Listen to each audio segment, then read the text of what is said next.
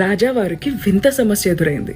ఊరి జనం అంతా 25 పిల్లాడిని తీసుకుని వచ్చి, ఇతను నిష్ఠ దరిద్రుడు, ఇతను ఎదురొస్తే చాలు బోల్డ్ అని అనర్థాలు జరిగిపోతున్నాయి, ఇతన్ని వెంటనే ఊరి తీసేయండి అని రాజావారిని కోరారు. రాజావారు, ఊర్లో ఉండడమే కదా మీ సమస్య, నాతో పాటు నా కోటలో ఉంటాడు అని తీర్పిచ్చి ఊరి జనం అందరినీ పంపించేశాడు. మరుసటి రోజు ఆ పిల్లాడు ఎలా ఉన్నాడో చూడడానికి పొద్దున్నే లేచి వెళ్ళాడు ఆ పిల్లాడి గదికి. అంత బాగానే ఉందా ఏంటి అని కనుక్కొని తిరిగి తన గదికి వెళ్తున్న రాజా బై మిస్టేక్ కాలు స్లిప్ అయి కింద పడ్డాడు. అది చూసిన కొంతమంది నవ్వారు. ఉక్రోషానికి గురైన రాజు 25 పిల్లాడి వైపు చూస్తూ చెప్పాడు, ఊరి జనం అంతా చెప్తుంది నిజమే, నిజంగానే నువ్వు దరిద్రుడివి, వెంటనే ఇతన్ని ఊరి తీసేయండి అని ఆదేశాన్ని ఇచ్చాడు.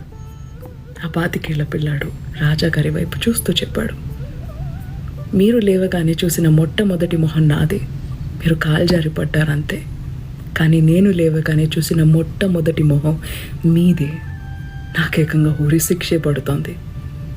ఇప్పుడు చెప్పండి రాజాగారు, ఎవరిది దరిద్రపు కొట్టు మొహం అని.